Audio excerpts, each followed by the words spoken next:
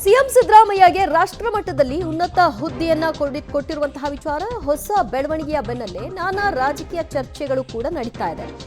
ಸಿದ್ದರಾಮಯ್ಯ ರಾಷ್ಟ್ರ ರಾಜಕಾರಣಕ್ಕೆ ಹೋಗುವ ಸಿದ್ಧತೆ ಅಂತ ಬಿಜೆಪಿ ಮಾತನಾಡ್ತಾ ಇದೆ. ಪವರ್ ಫೈಟ್ಗೆ ಹೈಕಮಾಂಡ್ನ ಸಂಧಾನ ಸೂತ್ರ ಅಂತ ಟೀಕೆಯನ್ನು ಕೂಡ ಮಾಡ್ತಾ ಇದೆ.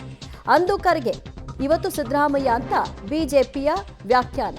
ಕಾಂಗ್ರೆಸ್ಗೆ ಮುಜುಗರ ತಂದಿದೆ ಈ ಒಂದು ಬೆಳವಣಿಗೆ. ಬಿಜೆಪಿಗೆ ಹೊಸ ದಾಳವಾಗಿ ಪರಿಣಮಿಸಿದೆ ಹೈಕಮಾಂಡ್ನ ಒಂದು ನಡೆ. ಸಿದ್ದರಾಮಯ್ಯನವರು ಈ ಹಿಂದೆ ಕೂಡ ಹೇಳಿದ್ರು ರಾಷ್ಟ್ರ ರಾಜಕಾರಣಕ್ಕೆ ನಾನು ಹೋಗಲ್ಲ ಅಂತ. ಈಗ ಏನ್ ಮಾಡ್ತಾರೆ ನೋಡ್ಬೇಕು.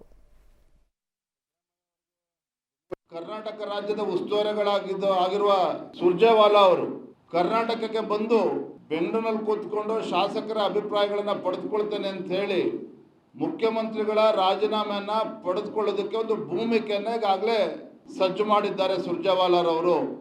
ಅಷ್ಟೇ ಅಲ್ಲ, ಸಿದ್ದರಾಮಯ್ಯ ಅವರನ್ನ ಅಖಿಲ ಭಾರತ ಹಿಂದುಳಿದ ವರ್ಗಗಳ ರಾಷ್ಟ್ರೀಯ ಸಲಹಾ ಮಂಡಳಿಯ ಅಧ್ಯಕ್ಷರಾಗಿ ಅವ್ರನ್ನ ನೇಮಕ ಮಾಡಿದ್ದಾರೆ.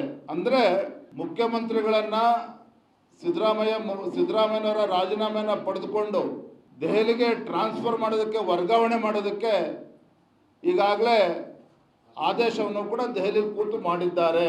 ಯಾವ ಸಿದ್ದರಾಮಯ್ಯನವರು ಅಹಿಂದ ಹೆಸರು ಹೇಳಿಕೊಂಡು ರಾಜ್ಯದಲ್ಲಿ ಅಧಿಕಾರದ ಚುಕ್ಕಾಣಿ ಹಿಡಿದು ಅದೇ ಅಹಿಂದ ಸಮುದಾಯಗಳು ಅಲ್ಪಸಂಖ್ಯಾತರನ್ನ ಓಲೈಕೆ ಮಾಡೋದು ಬಿಟ್ಟರೆ ಎಲ್ಲ ಹಿಂದುಳಿದ ಸಮುದಾಯಗಳನ್ನು ಸಂಪೂರ್ಣವಾಗಿ ಮಾತಿರ್ತಕ್ಕಂಥ ಸಿದ್ದರಾಮಯ್ಯ ಅವರಿಗೆ ಡಿಮೋಷನ್ನ ಪ್ರಮೋಷನ್ನ ಎಂಬುದು ಸಿದ್ದರಾಮಯ್ಯ ಅವರು ಹೇಳಬೇಕು. ಕರ್ನಾಟಕದಲ್ಲಿ ಸಾರ್ವತ್ರಿಕವಾಗಿ ನೋಡುವುದು ಒಂದು ರೀತಿಯಲ್ಲಿ ಸಿದ್ದರಾಮಯ್ಯಗೆ ಡಿಮೋಷನ್ ಅಂತ.